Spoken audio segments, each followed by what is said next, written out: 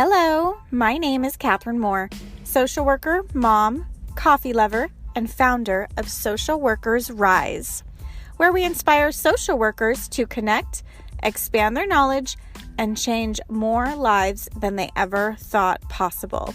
I'm so excited you found my podcast. We will talk everything social work on every level from micro to macro. We will hear the stories of social workers who are doing big things, learn new skills, and most importantly, give you actionable steps to make a difference today. Let's go. Hello, it is your host, Catherine here. So we all know that most social work jobs do not pay even close to what we deserve, to the value that you bring, especially if you are straight out of grad school or with your BSW. So this is why it is just so important that we know how we can utilize our skills to make a living while making an impact in addition to your full-time job. I know this can be exhausting, but sometimes you got to do what you got to do, and I am not mad at it because I am living in California and it is expensive, especially if you want to do more than pay taxes and pay your rent.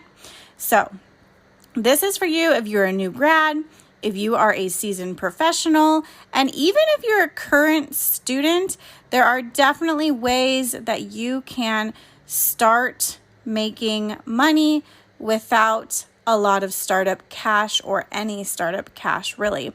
Tiffany Tait is amazing. I am such a fan of hers. She is an LCSW and a self-made millionaire. I'm going to let her introduce herself, but she's going to share how she was able to establish multiple streams of income with no startup cash and share about jobs that you are uniquely qualified to do as a social work grad. Definitely excited for this. Let's hop into it. Hi, Tiffany. Hi, Catherine. How are you? I'm great. Welcome to the Social Workers Rise podcast. Excited to have you on today. Thank you so much for having me. Yes, of course. Please do your introduction. I love your introduction, so please. That's weird. So I'm Tiffany Tait. I am a licensed clinical social worker, certified Daring Way facilitator, and I'm best known for being a serial entrepreneur and taking my small scale side hustles and flipping those into larger equity and distribution deals. Thank you. So I just love that you are giving tips and tricks on your YouTube about how we can repurpose our education and our knowledge and our skills into creating side hustles. Agreed. It's so necessary as a social worker to be able to create additional income, sadly, because we don't usually get paid enough from one, but the side hustles allow us to create our own. So yeah, I like I was saying, I just feel like we have to be able to essentially make additional money as best as we possibly can as social workers, because usually our full-time jobs don't allow for us to make a substantial entry level salary. So let's hop right into it. What are some of the jobs that we can do with our social work skills that we may not have thought of before? So I usually tell people the easiest thing that you could do is take what you do now and do it on the side. That is literally the easiest way. So if you're a hospital social worker, right, maybe you focus on discharge planning. Consider taking that as a privatized skill and taking it to a different audience. So maybe you go to private hospitals or private treatment centers and contract out discharge planning services. Or maybe you train new social workers, right, on how to create discharge plans and offer that as a webinar service. Whatever you do now, you are the expert in. That doesn't need to be overbought or made more complicated in most situations. It's about taking that and scaling it out, right? That's the easiest way. Then there are millions of other side hustles that we are uniquely designed for. Um, My channel has these kind of in greater detail, but I talk a lot about payer auditing is one that we've utilized to make a lot of money, auditing charts, medical records, negotiating insurance contracts, running groups by the hour at hospitals and treatment facilities. Doing phone assessments is another one that can pay well. You sit at home and do remote assessments as intake coordinators. So there's a lot. I can go on and on and on for days, but there are a lot of things that we can do, creating our own consulting work or working part time at different facilities and hospitals and agencies, making side money. Even as a college student, chances are you have presentations, you've done a lot of research, you've put together your thesis, you've probably presented on a topic in class, and you may be able to flip that research that you've already done into a presentation that the community would benefit from, that your fellow peers could benefit from. Anybody, there's probably someone right now who would benefit from that information. Even just being a new grad, you've survived and succeeded in that. How many other new, graduate students are there that you could be teaching how to master that program? That's a skill set in and of itself. Teaching people the shortcuts of getting papers done on time, teaching people the efficiency it needs to do that while maintaining a job, helping people to do the research for their projects or assignments. That's a whole hustle in and of itself.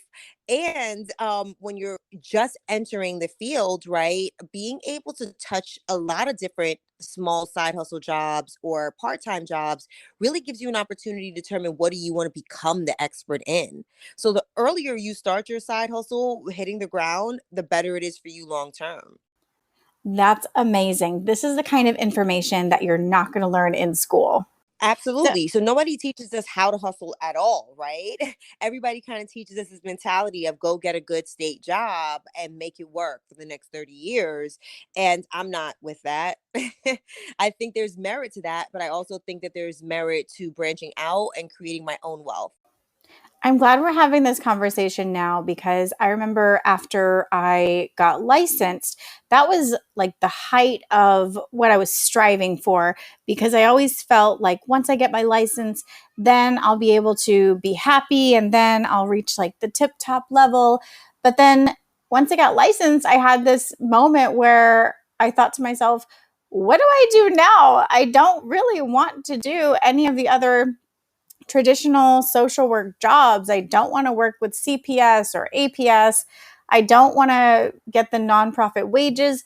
What do I do now? How do I continue to still make impact and support my family and support the life that I want to live? Well, see, that's the problem. Sometimes we wait a little too long, right? Because that's what happened to me too. So the next thing was getting the license, right? Or moving up in a company. And then you kind of max out and say, well, what else can I do? And the truth is, if somebody had told us from the beginning, the minute we left grad school, that we could start hustling right then and building wealth right then, we would have been much better positioned. We just didn't know that, right? I realized that I waited much longer than I needed to. I could have been doing this and been making money. So then what would you say to someone who feels like they have to get licensed right now or that they need a certain amount of letters behind their name to be credible or to have the authority to teach on a certain subject or another certificate or another specialization in order to do this? What would you tell that person who feels like they just don't have enough letters behind their name yet? So I hear that a lot, and I want to just remind us all that's just simply our own imposter syndrome as we allow that to seep in from others, right? Because that should be able to like bounce off of us and not hear that twice. In order to be here and in this moment and to call ourselves a social worker, we are an expert. We have exceeded expectations. We have exceeded the average. People don't go to grad school. People don't necessarily be able to, excel on the level that we have and show this to the world. And so we are the expert in this. And so we have to determine what do we want to talk about and what do we want to continue to excel in. right? And really honing in on that and making it our own. But this idea that we're just not an expert because we don't have enough time under our belt is ridiculous. We're all the expert in something. Let's talk about what that is. And that's usually something that's a little deeper and dearer to our heart, right? That we've put some work around, not just professionally. But we are the expert in something. We just have to figure out what that is and how we're willing to show up in it. I think that oftentimes people confuse making a lot of money with things we enjoy. I will be very frank in saying that I did not enjoy the way I made money. The profits came first and the purpose came second. So it started with really just honing in on what was natural to me, because we do this every single day. Whatever you do day in and day out, you're naturally becoming the expert in. How do I make this make me money? And so that's usually scaling this out or taking this to a different target population, because the knowledge and the training is already under our belts. Outside of that, the next thing is what interests you, right? What are the things that you're drawn to that speak to your soul? Because then you want to put intentional effort into maximizing that expertise, taking trainings around that, attending webinars around that. Nowadays, they have stuff like ClubHouse, right? And the internet and social media is so prevalent that you could get on there and learn. YouTube. I teach for free every week, right? So there's all this information out there for free right now that you can become the expert in something, if you're intentional about it. Mm-hmm. It is also important to point out that this does not happen quickly. It's not fast. This definitely takes some dedication. A lot of times there's coaches and gurus and professionals that want to make it look like it's an overnight thing, but it definitely takes time and commitment. Are some lucky people out, some blessed people out there in the world that I see it happen to. It didn't come to me that way. It started with making an additional $25 an hour, with a side hustle. It came to me with piling those hours on top of hours on top of hours into a larger business venture. Now, I will say that yes, now it does come that way, right? Now it's very easy for me to charge 250 an hour and that's my base rate. But it did not start that way. And it was putting the time and the effort and the diligence into continuing that. Here's another question for you, Tiffany. If I'm looking to legitimatize my business, say I wanted to complete assessments for other companies, how do I do that? So there's two ways. You can create your own kind of consulting operation, or you could simply look online. You'll be surprised how rewording what you do will show up on somebody's part-time list, or kind of after hours list. So if you're doing assessments all day and that's really your main job, really just put into Indeed part-time assessments or part-time assessor, right? Or part-time scribe. Because if you're really good at doing documentation all day, and they have a lot of these places that now have clinical assistants that do lots of documentation, I would put the word scribe in. It'll come up in different sectors, right? But that's what a scribe is, taking practitioners' information and documenting that. So I would really take what the portions of your job description and put them right on into Indeed and see what comes up for part-time. That's the first way to start making some side money as part-time work. Now, what's a little harder is, but never impossible, is to turn this into your own business and operation. But I wouldn't necessarily suggest starting there. Let it be somebody else's diamond headache while I iron out my expertise and master that. And then I'll take it onto my own, operation. Do you want to make your own podcast? Spotify has a platform that lets you make one super easily, then distribute it everywhere and even earn money all in one place for free. It's called Spotify for Podcasters. And this is the platform that I use because it makes it so simple to record and distribute your podcast all in one place using your cell phone. What you need to do is download the Spotify for Podcasters app or go to www.spotify.com/podcasters to get started. And you just taught me something, right? So I never thought about how much pressure that might put on somebody. I had this entire YouTube channel talking about side hustles, and that might be too much for a lot of people. right? All I want to get across is we can make extra money, and it comes a lot easier than people give it credit for. It's all about being creative. Definitely doesn't need much to start. And as a matter of fact, I wouldn't suggest starting with much. We need to start with what we have and then scale from there. So what you're talking about is scaling. And that's the problem. The internet will thinking will have you thinking you have to start there. No, that's like phase 3. And so people need to realize that just it's okay to take a breath. You're not starting off with $1 million model. You're starting off with a hustle that you turn and scale into $1 million model. Lily and I started with our side hustle of clinical auditing and scaled that consulting firm into a very larger consulting firm. But that's where it started. And what happened is we just asked our agency that we work for time, what's the problem? Why are y'all always so stressed? What's going wrong?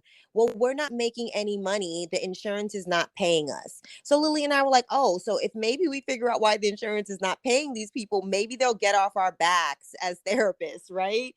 And so that's all it started with, figuring out what the problem was and becoming the solution to the problem. So Ah, simply ask your agency where you work right now, what problem you need solved. Go figure out the solution to that problem. You then set your own rate. that is genius, Tiff.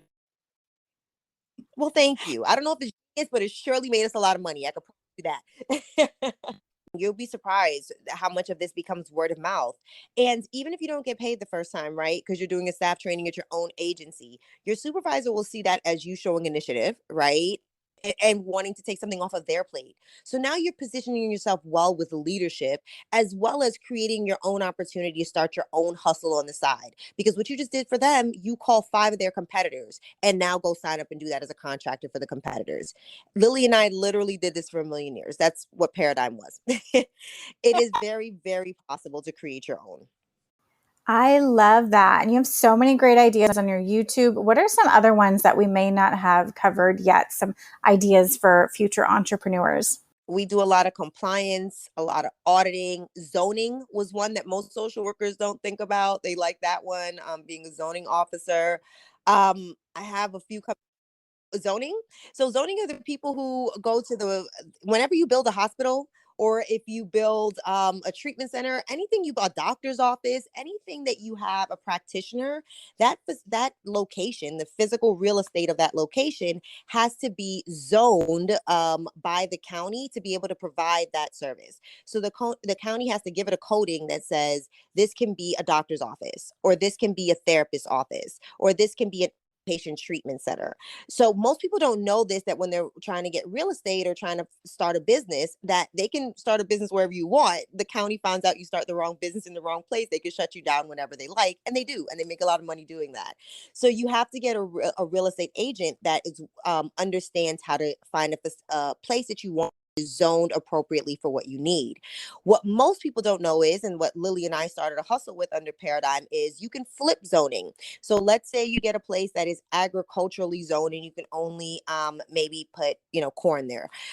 There is a potential in certain municipalities under certain circumstances that you can get that turned into the zoning that you need by filing the right applications with the zoning board.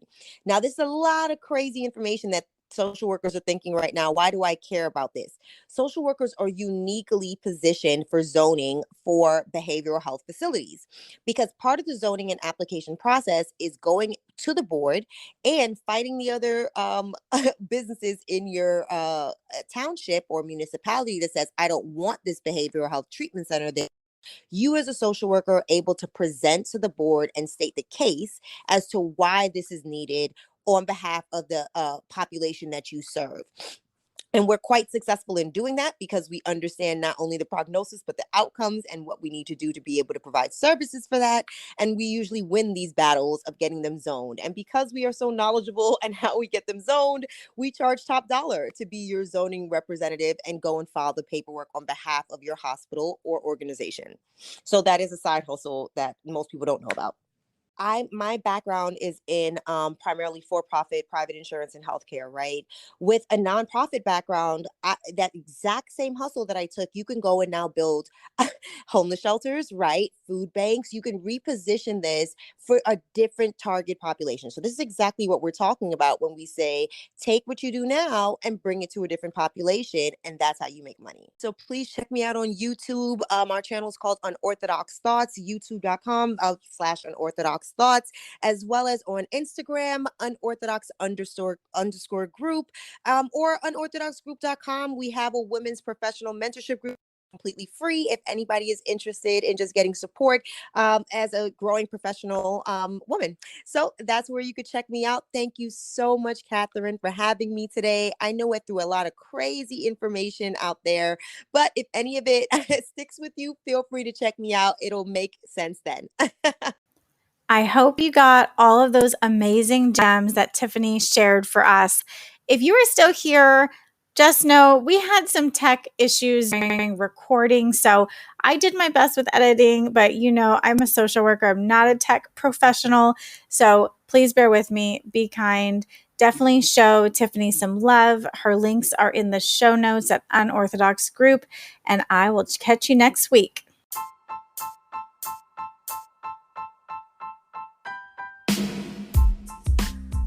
Thank you so much for listening to another episode of Social Workers Rise.